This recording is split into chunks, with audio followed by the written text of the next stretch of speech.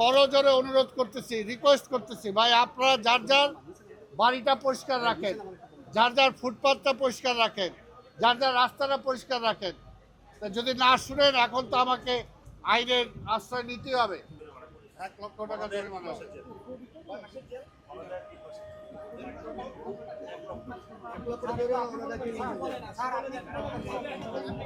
1 লক্ষ টাকা জরিমানা করা হয়েছে, অনাদায় জেল, 3 মাসের জেল।